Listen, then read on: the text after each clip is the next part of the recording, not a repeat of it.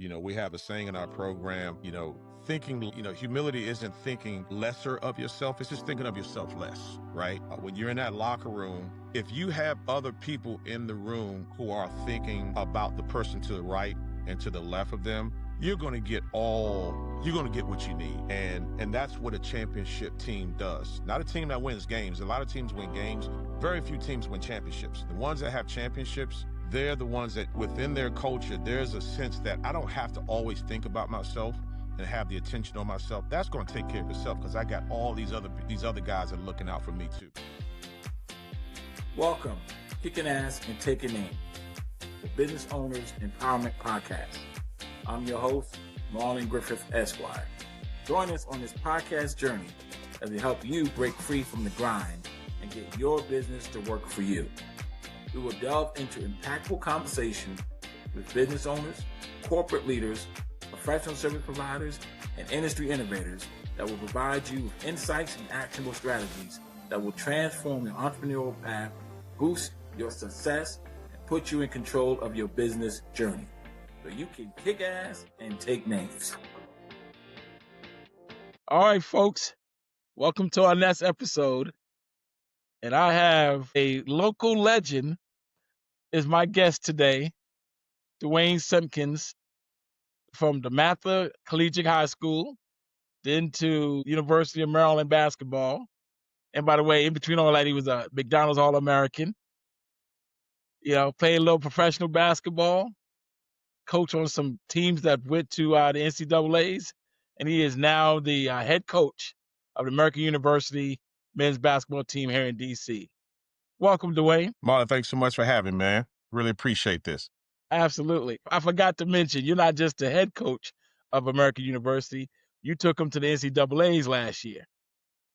Yeah, we got to mention that, man. That was something we did that was very special here, man. Hadn't been done in 11 years. And, it's always good to do it as a coach in general, but especially to do it here at home, man. It's been truly, truly fulfilling. Now the way to tell you that he's like many of my guests, sometimes I got to keep going. I got to be persistent to with some of the guests that come on my podcast, because I go after quality, and I've seen this brother at one of our local establishments where we both enjoy a nice cigar every now and then. And when I see him, I was talking about, I see him, he always has a laptop, in front of him, right? And I look over his shoulder a little bit. I don't tell him that. And all I see is basketball. I feel like I'm looking at the same play over and over and over. But the brother's sitting there with his laptop, his basketball, his stogie, and his earpiece, and focus locked in on watching his American University team play. Yeah, man. It's always for me. Once I'm always on, the profession that I'm in. It's not like, it's 9 to 5, I'm in the office till probably about 4, and then I leave here. And then in order to alleviate fighting all the traffic, I hit our local establishment and, get a nice libation, get a cigar, and I get my laptop out. I'm either watching film from that day's practice or watching some film of our next upcoming opponent. So, it's part of the job. I don't consider it a job. I truly believe that I haven't worked a day in my life in the past 20 years being in college athletics. And, I'm passionate about the process. I think, I'm sure we'll delve into that as we talk, but everybody wants to win, obviously, but I was just always raised on, man, just really embracing the process and knowing that the results will take care of themselves if you do what you're supposed to do, going through the day-to-day process. We've talked about it. You played point guard. So, as a point guard, part of your role is, to facilitate everybody involved on the team. So how does the playing a point guard translate to head coach? Yeah, I think there's a direct correlation from the standpoint of, when I was a point guard, and this was in a day and time where point guards were, the true extension of the coach. They had to have their finger on the pulse of, not only who's scoring, who hasn't touched the ball, but also off the court having a feel for, in the locker room, how guys are feeling, who needs some love, who needs a kick in the rear end a little bit. And as a head coach and the CEO of a program, that's my job. And it's not just with our players, it's also with our staff, it's with our support staff. And that's where I think I get the most benefit, I think, because I have played the point guard position, is actually being conscious of all these different personalities and entities that are within our program and making sure that everybody's going in the same direction. When I think of the point guard, I think of like the manager on a team in a business, right? They're the person in between the owner and the staff. So I kind of think of the point guard that way, right? You get the message from the owner, you get the message from the coach, and you're there to try to facilitate that and get everybody on board, right?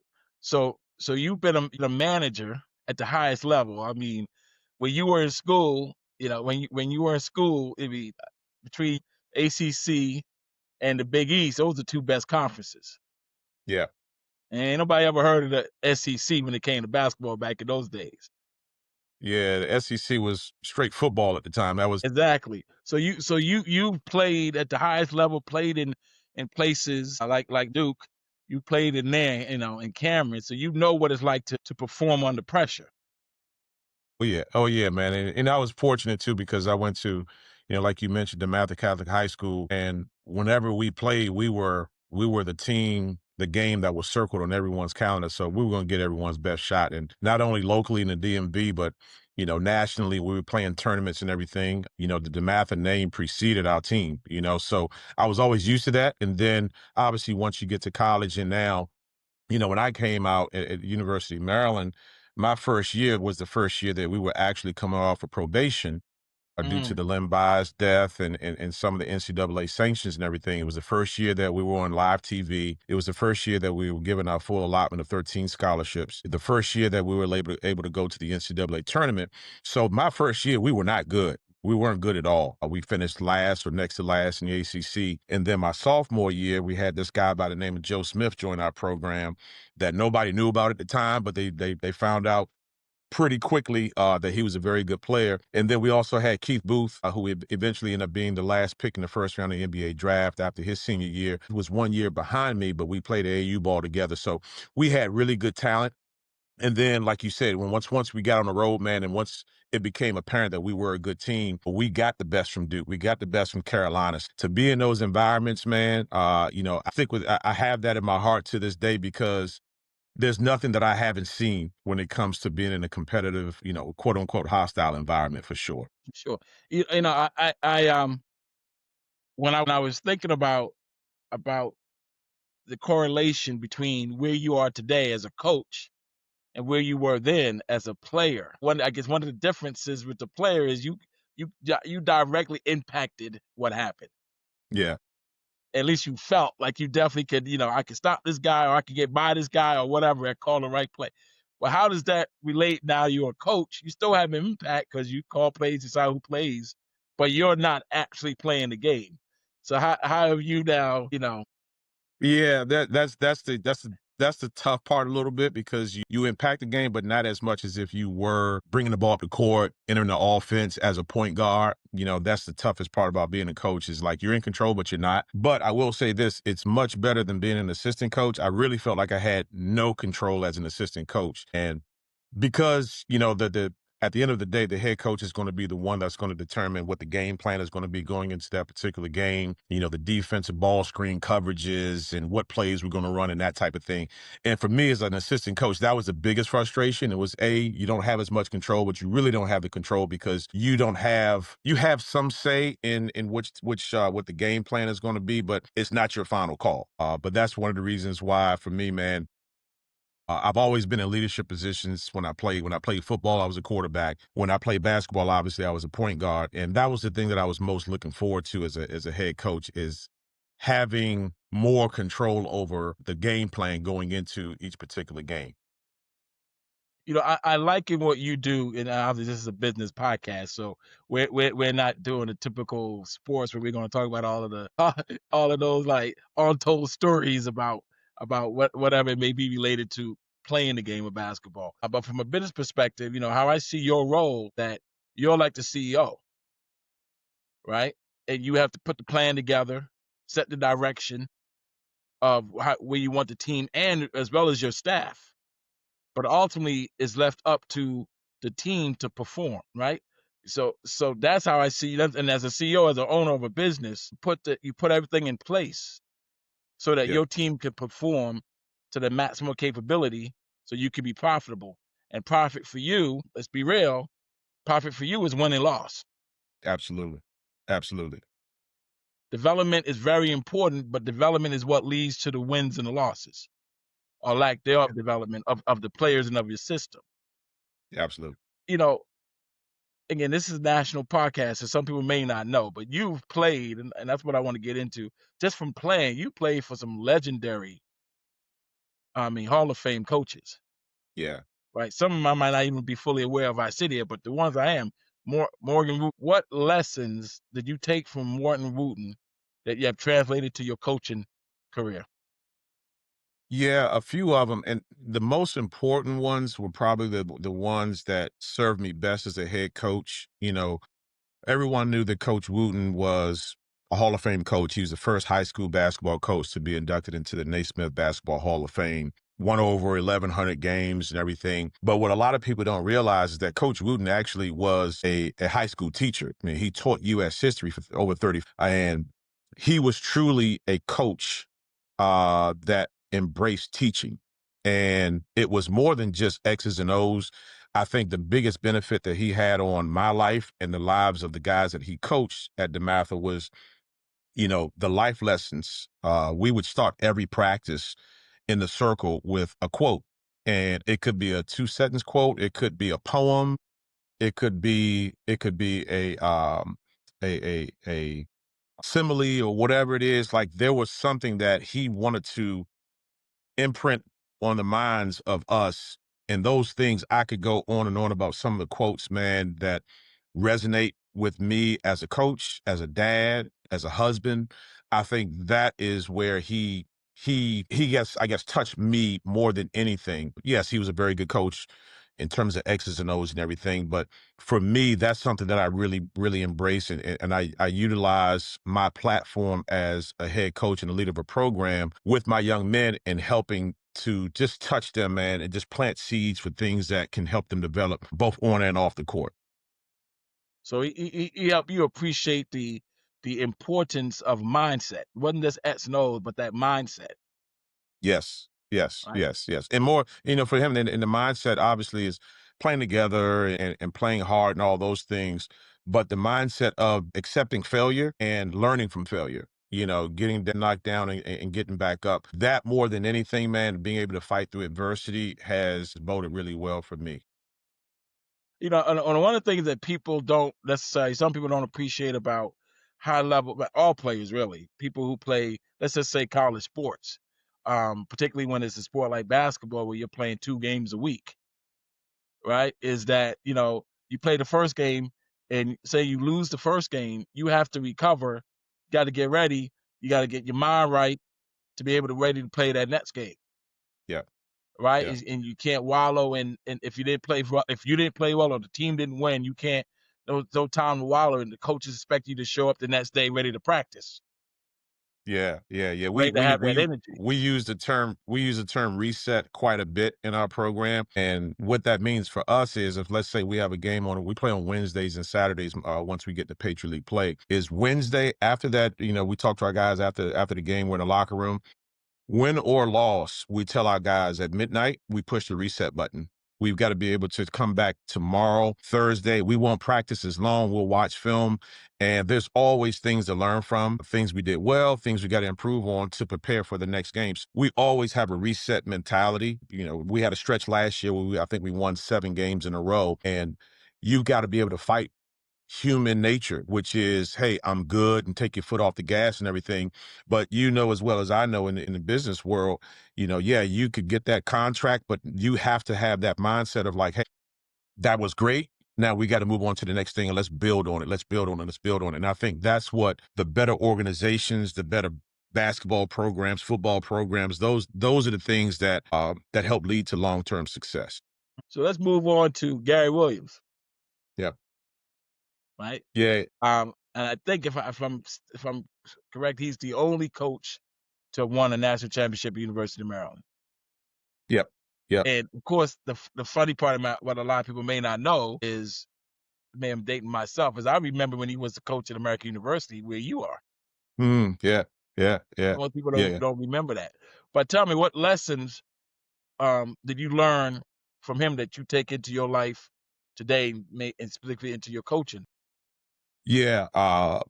If I were to put it in a term or a phrase, it would be playing with a chip on your shoulder, preparing with a chip on your shoulder. And I think Gary got that from, what a lot of people don't realize. Gary, like you said, he started at American University. He worked his way on up to being the head coach at Boston College. Had success there. And then he went on to Ohio State, and he had the number one recruiting class.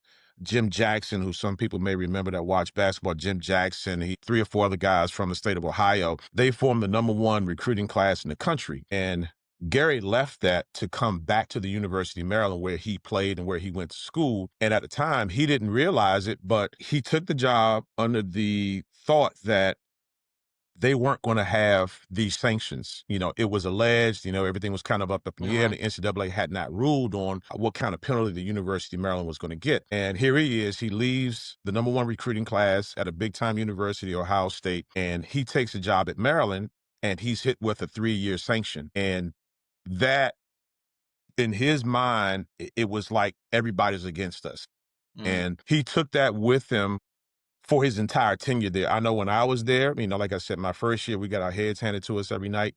The next year, we cracked the top 25. We beat Georgetown the opening night, and they were top 15 in the country. And we ended up going to the NCAA tournament and going to the Sweet 16, the first time that it had happened in over 15 years.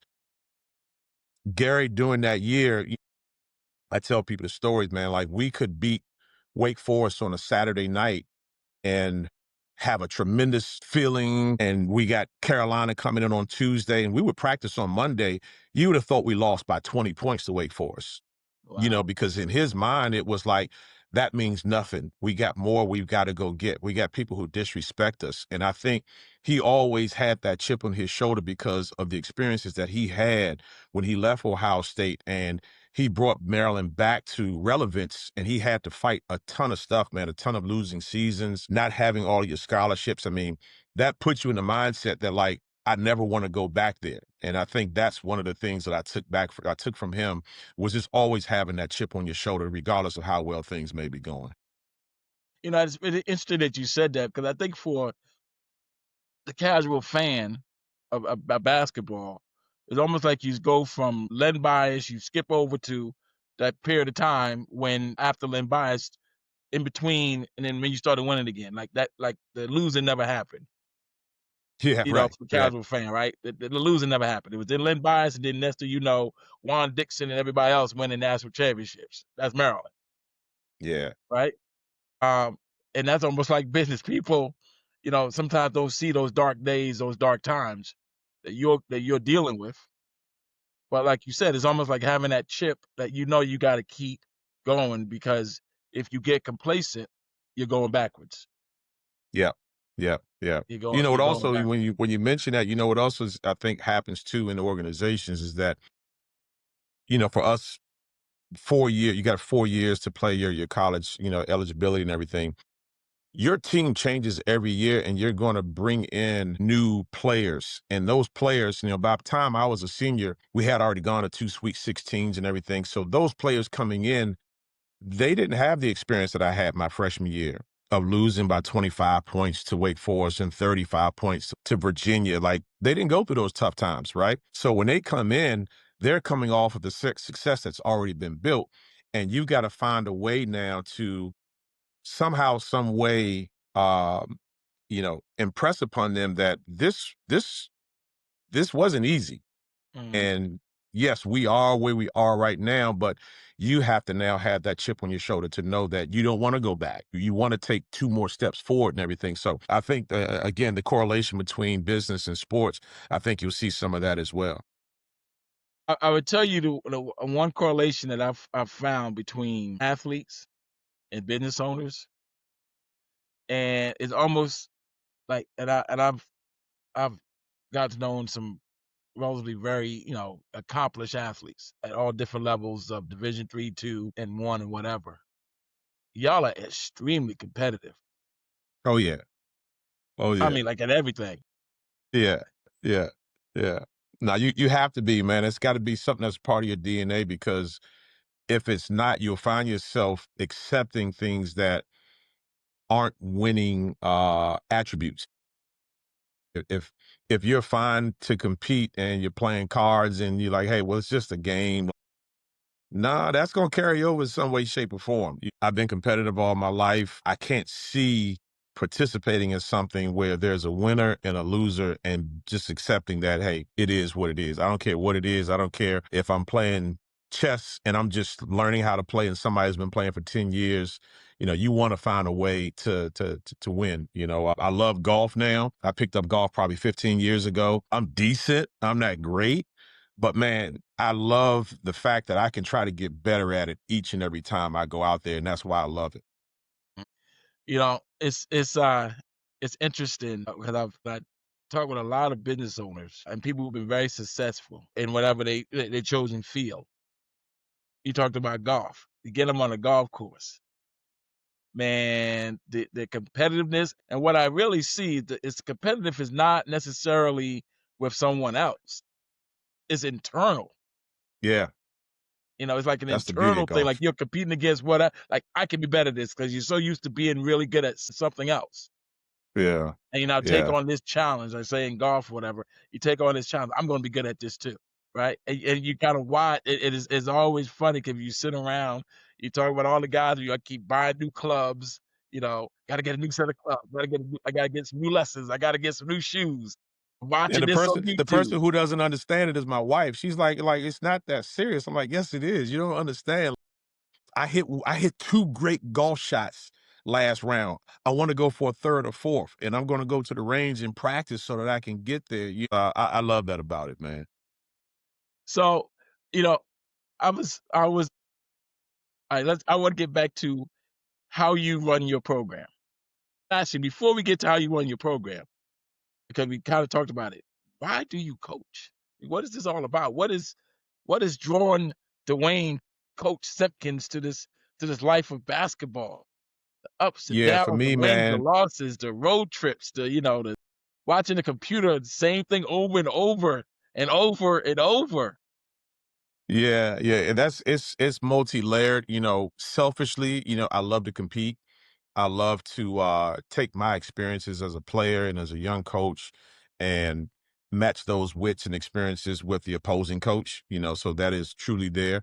But more than anything, man, like the reason why I got into this and I started in high school. I coached in high school for 7 or 8 years. I was a head coach for 6 years.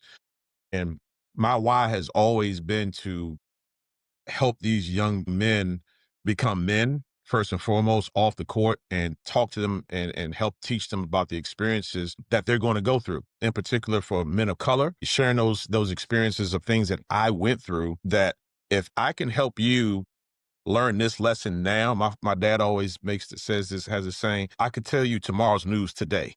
Right. So if I can show those young men, how to skip these pitfalls of what life is going to bring you, then that's one of the things that I truly embrace. And then for those now that I'm in college, every single person that I recruit, they all say that they want to play pro ball, right? Whether it be playing the NBA, whether it be playing overseas, they want to be able to make a living for as long as they possibly can before they go into the real world. And for me, it is, the challenge is sharing my experiences and saying, hey, I've done that. I played in Italy, I played in Belgium, I played in France, I played in Asia. And these are the things that you've got to prepare for. Obviously that those things are 4 or 5 years down the line, but if I can help instill some of the habits and instill some of the skills that you need to perform to get there, now you're also going to be helping our present team. So those are all the things, man, that helps me address my why when it comes to coaching. Now, first and foremost, man, it's about trying to help these guys become the best people that they can be and prepare them for life beyond basketball. And then also help them get what they want to get out of this, which is to try to be a professional. And full disclosure, and I appreciate you saying that because full disclosure, my son might not like me saying this, but my son plays. Division III basketball. So I've often kind of spoken to you about his process because he's Mhm. only a sophomore at this time.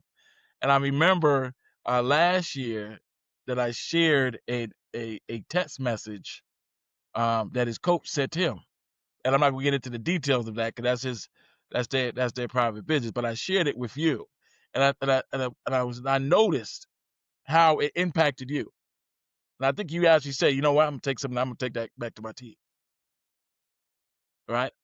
And one of the reasons I'm bringing that up, right, is that most of the time we know the well-known coaches that are on TV and have commercials, and I mean, they win, but we don't really appreciate sometimes the impact of coaches at all levels and all sports on these young people, Yes. Yes. right? And the Yeah. trials and tribulations or whatever level that these young people are going through. Because if maybe for the first time they're dealing with failure Yeah. and dealing with, "Oh, I gotta come back. I gotta come back. I gotta get ready Yeah. for the next one." Right? And so I really, because you mentioned high school, and I wanted to ask you, if there is, what is the difference as far as I'm not talking about the playing ability, obviously, but what you may be focusing on, and maybe there's no difference between when you were coaching the high school kids. I know that was at Sidwell, and when you were either assistant or head coach of these, it's pretty much grown men. They're Yeah. young men, but they grown. They could go do whatever they want to do, and then see you at practice. Yeah, yeah. When I was at Sitwell Friends in St. Albans, like that demographic of student athletes, I mean, these are not going to be kids who are going to be NBA players. You know what I mean? These are going to be kids that they are going to be big time professionals in the corporate world, in politics. I mean, that they come from that lineage. That's where their thought process is beyond basketball. And for me, the I guess the biggest hurdle or the challenge was these were people who came from families that weren't really told no. You know, they're well to do, they've got big time jobs, they have means that are beyond your wildest dreams. But this was the first time that they were put in an environment where, yeah, you're not one of the top 12 players. So you're cut from the team. Can you come back next year as an eighth grader and try to make the eighth grade team? For those kids that did play varsity basketball, hey, this isn't rec ball where everybody's going to get equal time. You're going to have to work at your game, get better, accept coaching, accept failure. And if you're a ninth grader, can you come back better as a 10th grader? If you're a 10th grader, can you come back better as an 11th grader? And for me, in that environment, those were the things that were most important at that time. It wasn't to try to develop them to be Division I basketball players, even though we did have a couple of them. But for them and their families, what they wanted to get out of this was, can we help instill in you the attributes that are going to that are going to separate you from some of your other classmates when you go to Yale, when you go to Brown, and you go to Cornell and everything. I'm pretty sure employers, they love former student athletes because they've been a part of team environments. They've established some type of discipline. They understand teamwork. They understand communication, the importance of being on time. All of those things are the things that we try to instill in them, and that's where I think I made the biggest mark when I was coaching in high school. I would tell you, one of my questions when I interview potential candidates is, "Did you play a sport?" And do you currently still play? Because we all, no matter how old we can, we all want to play. You know, because I just, I am fully into. I tell my son all the time. I said, I played a little bit. I'm nowhere close as good as you are. But even my sliver of time playing team basketball, even in college, I got so much out of it, right? And one of the things was I had to learn how to be a cheerleader. I had to learn how to, because I was a kid on the bench, right? I had to learn how to root for my teammates when I wasn't affecting the game on the Yeah, court, yeah, that's hard. Yeah. which is challenging. Which is when you get back in the business world. That's what you're doing. You got to root for your team. For the goal is to make the company as profitable and provide the services that the company is provided for the customers. So you have to be part of that team to make sure that everybody around you is doing the best that they can do. But you get Hmm. that, and also I think one of the realities in life. Dwayne, is that we are we everybody has different talents, and it's very important for you to be able to identify what your talent is. And sometimes you identify your talent best by eliminating, best by realizing what you don't do well, Yeah. right? And I know that's like in basketball. No, You have for sure. 5 guys on the floor at all times in basketball, but all 5 guys ain't on that floor to do the same thing. Absolutely. Absolutely. Yeah, we talk about this all the time. It's like, can you be the star in your role? Mhm, And me as the leader of the program, it's my job to, and we do this 3 times throughout the course of the season, is we sit our guys down and we're honest with them about where they are right now in terms of where they're good, where they bring the most value. And we'll talk to them about, hey, we want you to get better in these areas, this area. But what you do really, really well for us is this. And this is what you're going to be called upon to do. Last year, the championship team we had a young man by the name of Lincoln Ball. And Lincoln, former quarterback in high school, tough, very good rebounder. We really value shooting. We broke the 3-point record for the past 2 consecutive seasons. So we really value guys that can shoot the basketball. Lincoln was a 19% 3-point shooter. And ideally, we wouldn't have Lincoln on on the floor a lot because like we want shooting on the court. But mhm, what he did really, really well, he was a great screener. He was a great rebounder. He was a great locker room guy. He would sit down with me. He would text me on the side, say, "Hey, coach, man, can we get together tomorrow, talk about some of the concerns that I've seen in our team?" And it wasn't a dime out as his teammates or anything, but he had his finger on the pulse of the team. He wasn't the most talented, but he was the most valuable player for us because he was the tremendous star in his role. That's the challenge of a coach, man. Is like we've got 13 scholarship guys, we've got 6 walk-ons, we got 19 different players that are on this bus. For me as a coach, my job is to put all these guys in the proper seats on this bus so that we can make sure that we're going to be as efficient and as productive as we possibly can be. Somebody's not somebody's on the bus that shouldn't be on the bus, or somebody's on the bus that's not in the proper seat. That's on me. And that's where myself and my staff, we've got to find ways to make sure that we've got the proper people on the buses, and then are they in the proper seats on the mhm, bus? Does that make mhm. sense? So that's the Yeah. that's the fun and that's the challenge of our job. I mean, that's one of the business school principles right there. You is as the CEO or the owner, one of your responsibilities is to put people in the right seats, Yep. Yep. right? Put people in the right seats. And that's exactly what you're doing, right? And what you're doing as a coach. And I think one thing you just said is very important though, is that and it's it's how we have to learn how to speak to our staff, right? Is you start by recognizing and stating to them what you know they do well, right? What you know they do well, and accentuate what they do well before you get into the things that you may not want to do or that they need to work on, Yeah. right? It's very important because the kid will leave in the instance with basketball, a kid will leave there and go, "Well, I rebound well. Coach really loved the way I rebound. So I'm gonna keep working at rebounding because I do that well. That's value. I bring value to the team because I rebound. And then on the side, I'm gonna keep working on my shot. But Yeah. game time, I'm working.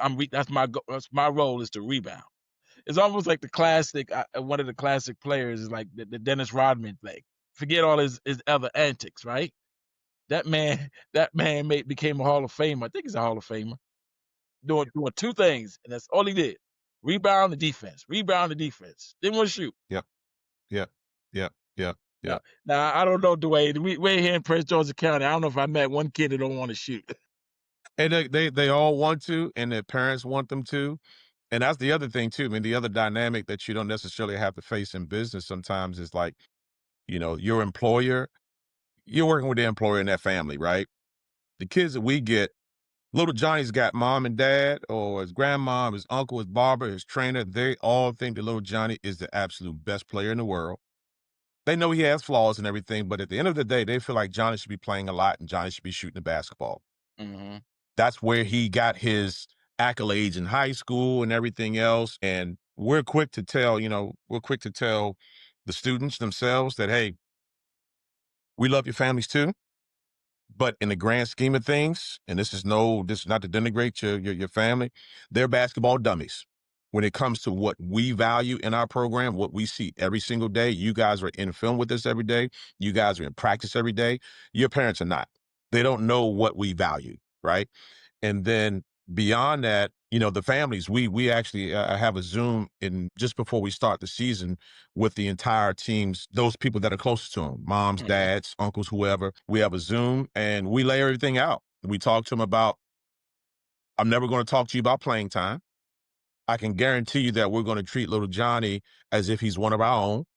We're going to let him know when he's not doing well, and we're going to work on identifying those things that he needs to improve on, and we're going to address them. But what we can't have is coaching from home and here. It never works. But I think we do a pretty good job. My staff does a really good job of identifying those prospective student athletes that's not going to be a huge fight. We try to identify that pretty early in the recruiting process. There's some young men that are very talented that could be very good players for us, but they don't fit us. Not just them themselves individually, but their group Community. that's around them, the high school coach, the AAU coach. If it's anything, I ain't no rocket scientist, but I can read people pretty well, and Uh-huh. I know who is with me and who may be against me. And Uh-huh. so we Uh-huh. stay away from those ones. So again, identifying the ones that we want to put on the bus is paramount. It's really important.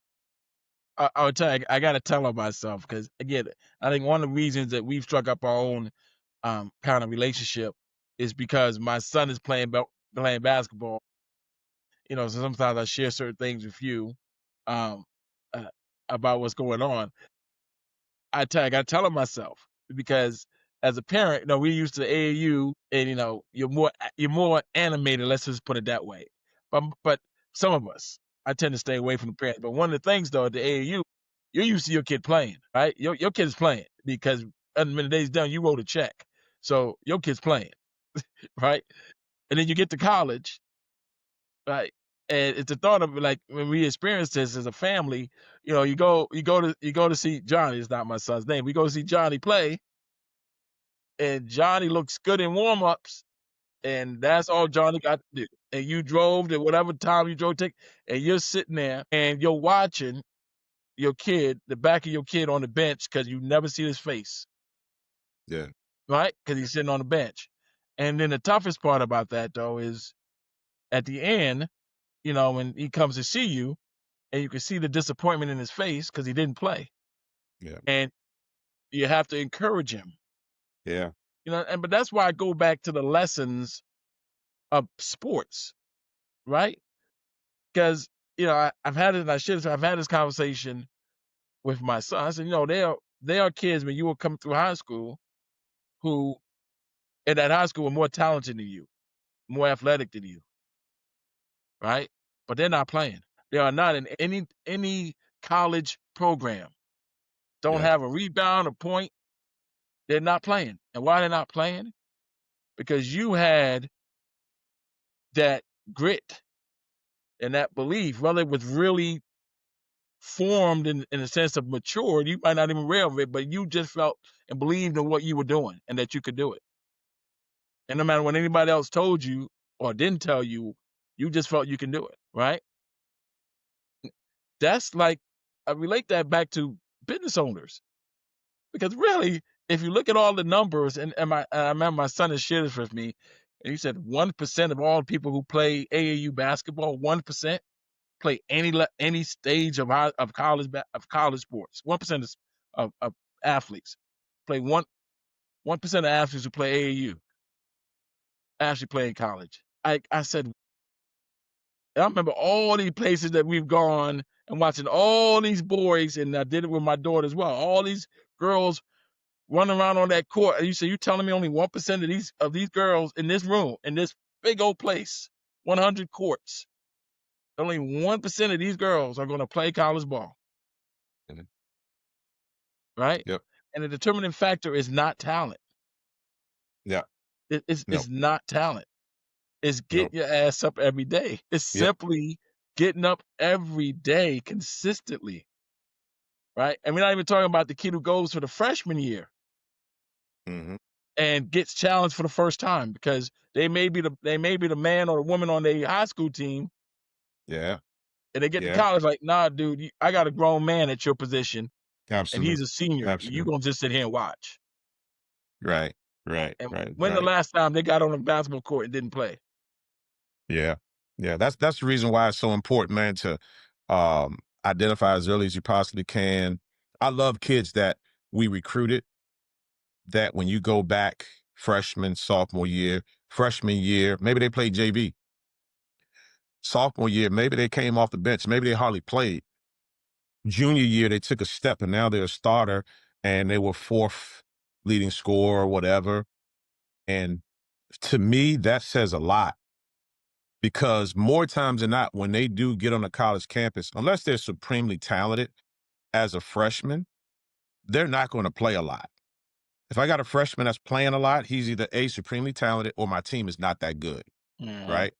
Don't want to be part of the latter. But to be able to have somebody who has had that trajectory, it shows to me that they have the ability to see long term and buy into what you're telling them today in preparation for tomorrow. I think that is really, really invaluable. And unfortunately, what you find a lot in intercollegiate athletics, no matter what the sport is, there's so much movement and jumping around. In this case, AAU basketball, when things don't work out on this team because you're not playing much, you're going to go to this team. And when that starts to fade, you're going to go to this team.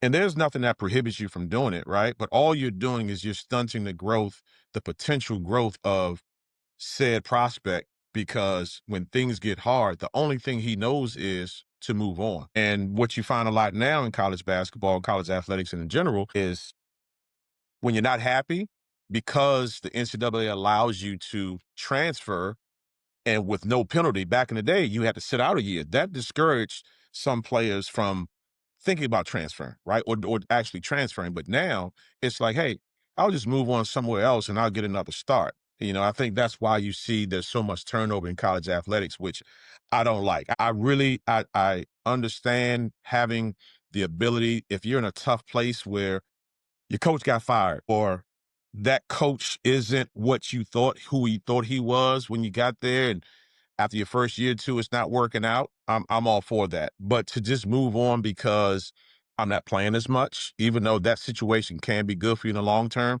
those are the ones that I find harder to swallow. You know, we I want to, when you have a philosophy and you study a philosophy. I did some research, Dwayne. I told you, I ain't just jumping up on this podcast.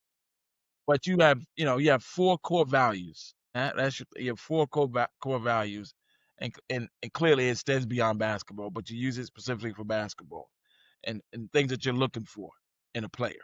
4 core values. First, character. Talk to me about that. Character. Character, I mean, that's what we talked about. When we go into recruit a young man, it's not just recruiting him as a player. I love going to games and seeing a kid who I know is good enough. I love to go watch a game where he's not playing well. How does he respond? He picked up his second foul. Coach takes him out of the game. Is he acknowledging his teammates on the bench who are trying to dap him up? Or does he just go and sit at the end of the bench and, somebody's trying to give him a towel of water. They just not even acknowledging him. Like, this says a lot. It says a lot about a kid when, again, somebody, when you talk to him, you can tell who's genuinely like, hey, man, like, it's about my team. I love the individual accolades and everything. And then beyond that, the character is not just the prospect. It's also mom and dad. Like, I'm evaluating. I go in the gym. I've had a number of players that we scratched off of our list of recruiting because their parents were crazy sitting in the stands. They're bashing the coach. They're talking about his teammates. He's not passing the ball. Well, if you do that now, you sure as hell going to do it when your son comes to American. That eats away at your culture. So Yeah, yeah, character is everything for us. yeah, yeah. Work ethic. Work ethic, man. Just we love gym rats. Again, I've never recruited a kid who said, Coach, I just want to be able to come to college and play college ball. And, that's pretty much what I want to do. I want those kids who've identified that they want to make a living out of this for as long as they possibly can. So that now there won't be a question as to, are you going to work as hard as you possibly can to try to achieve this? That means I can hold you accountable when you're not getting extra shots up. We practice for 2 hours a day almost. Are you going to come back at night and work on your free throws? On the day off, are you going to work on 25 minutes of shooting? You have to have an internal drive that is going to go beyond what the coaches are trying to instill in you. And then that work ethic also carries over to in the classroom. All the kids were a pretty good academic school here. We can't recruit a kid unless they've got like over a 3.1 core GPA. And that speaks to your ability not only, to be a good student, but also your work ethic too. So there's a correlation between, that work ethic in the classroom and on the court as well. Toughness. Toughness. Are you going to have that same work ethic when things aren't going well? You're not playing as much as a freshman, or somebody's playing in front of you.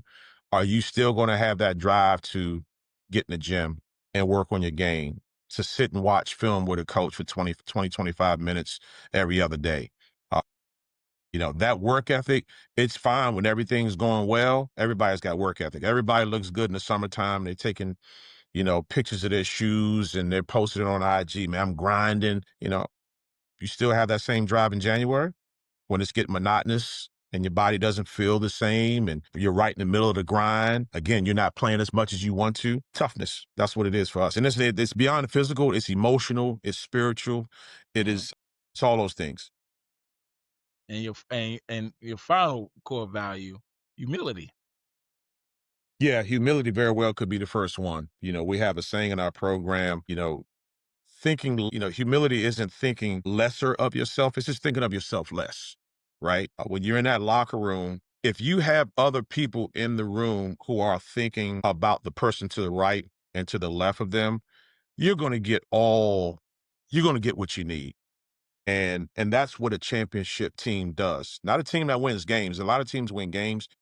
Very few teams win championships. The ones that have championships, they're the ones that within their culture, there's a sense that I don't have to always think about myself and have the attention on myself. That's going to take care of itself because I got all these other guys that are looking out for me too. And then beyond that, on our college campus, we don't have football, right? Basketball is the primary sport.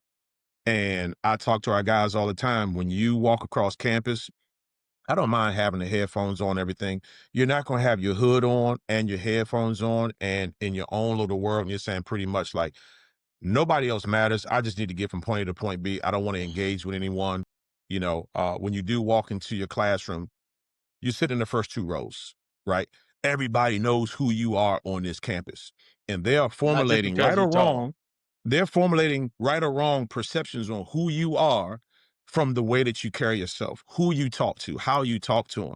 And so for me, that's really important for us, man. Like we're the standard bearer on our program, on our campus, and it doesn't mean that, we're this big bad, players and everything. Like if we go to the NCAA tournament, we generate more money for our program, to our university.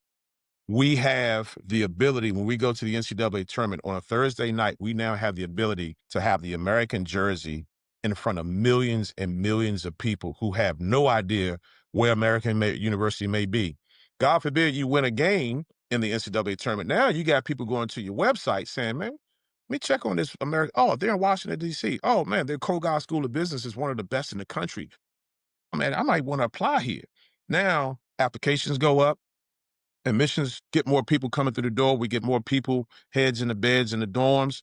And now we're generating more revenue for our university, right? So we have a tremendous responsibility in the grand scheme of things. And it goes well beyond basketball. Yeah, I think when we briefly spoke, maybe it was last week, or early was maybe early this week, when we kind of discussed what we wanted to talk about, and you said, "Yeah, man, people don't realize the basketball is only 25% of what I do.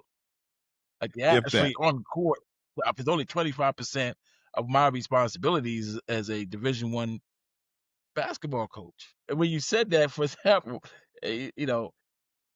social media is social media, and I loved. I looked up a clip of you, right? It was on Instagram clip where you are calling season ticket holders.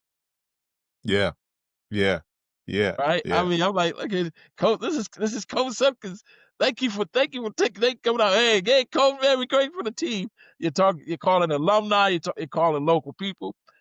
And the funny thing about that, and I think I told you this last year, because last year when you all made it to before you made it to tournament, you were playing in the Patriot League Championship, and you were playing Navy, the Naval Academy, yeah, Navy. And I told you I was gonna, I said I'm gonna come to the game. I don't know if I actually told you I'm coming to the game. I'm coming to the game. And my naivete was, okay, it's American. I can just go up there, about an hour before the game. It'd be good. I get a ticket. I go in and watch the game. Man, you tickets sold out, lines so long, nothing. I couldn't get yeah, in. I had to turn right back yeah. around and go watch it on TV. Right, and that's what you're talking about, right?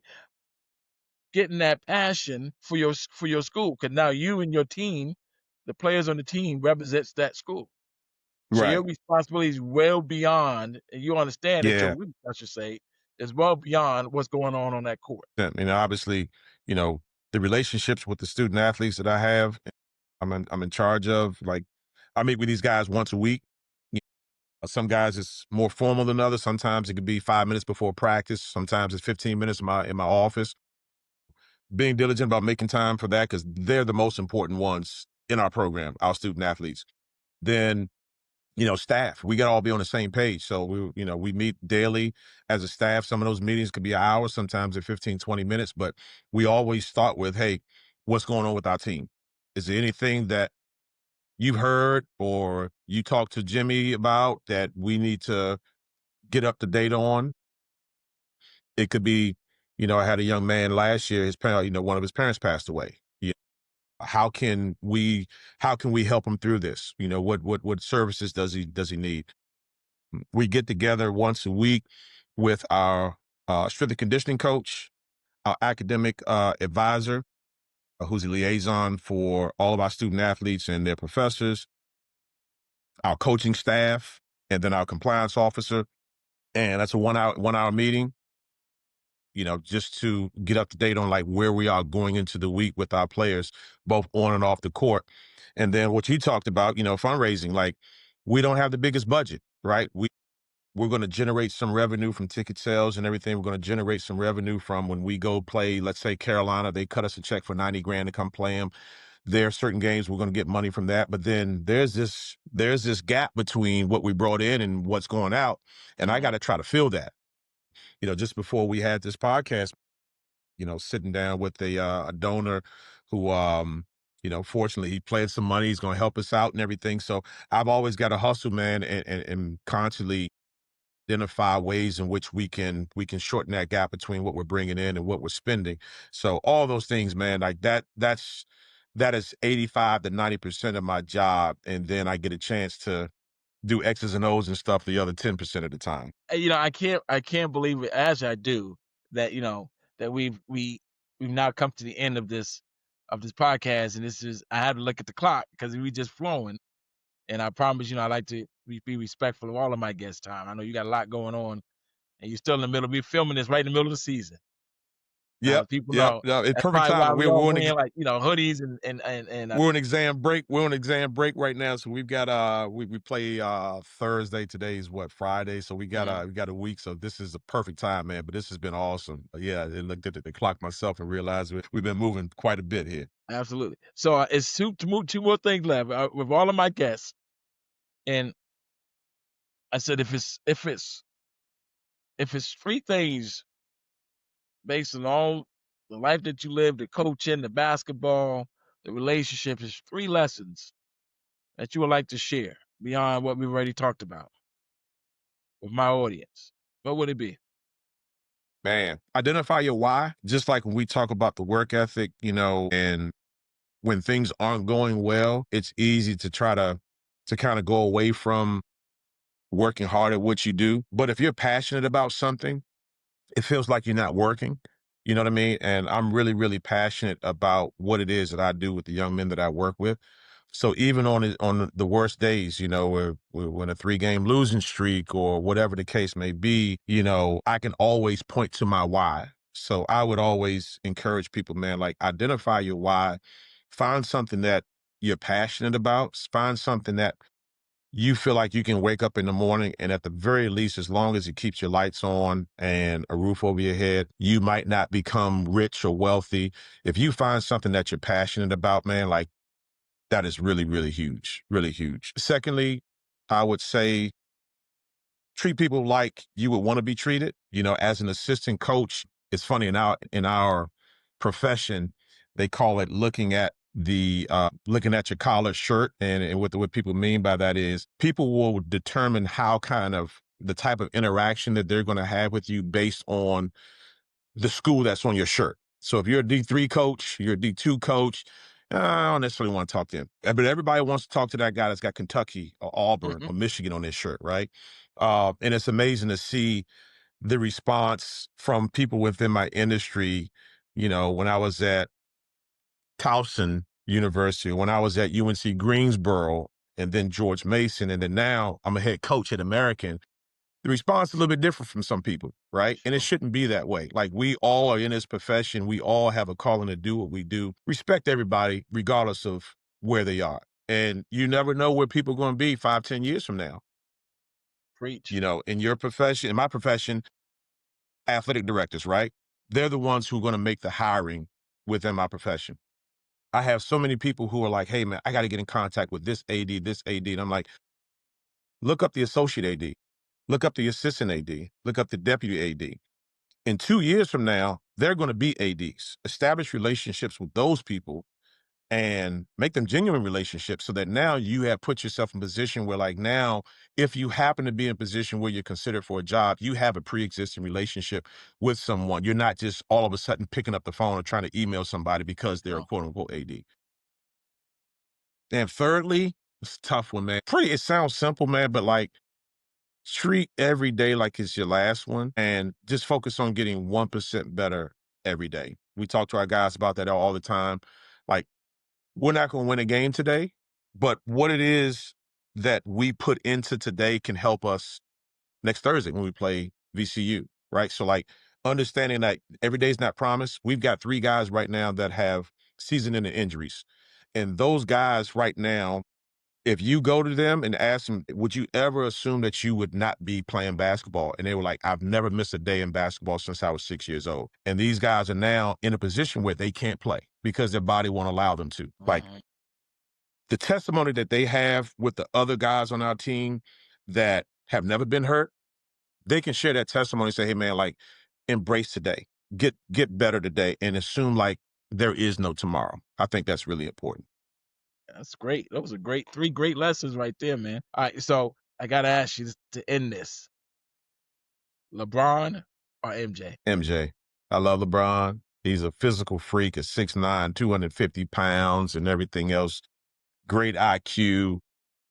It's only one MJ though, man, who could just dominate the game offensively and defensively and do it every single night. No load management. I mean, play every game for 82 game seasons and never be content. Never be content. You never seen MJ, you know, it's a team sport, but at the end of the day, if there was a game on the line, MJ was going to have his fingerprints on that last play, whether it be he was going to shoot the shot, which he did more times than not, or he was going to make the proper pass for the assist. But 6 championships, man. Back-to-back three-peats. You can't compete with that, bruh. Drop the mic on that, right? Drop the mic. Yeah. All right, Coach Simpkins, we did it, my man. Thank you so much, We man. I did it. appreciate It the was opportunity. This is fantastic. awesome, man. Absolutely. And I love looking at the net. I guess that's the net from my American, I assume, right? Yes, From sir. winning the Patriot League. We're going to do it again.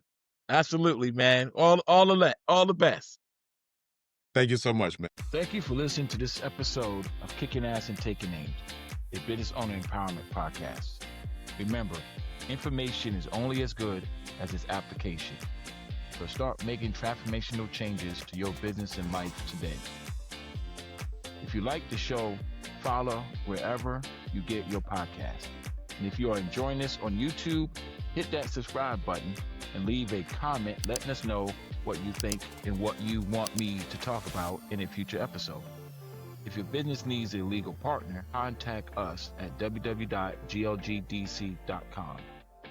Thanks for listening, and I will see you next time.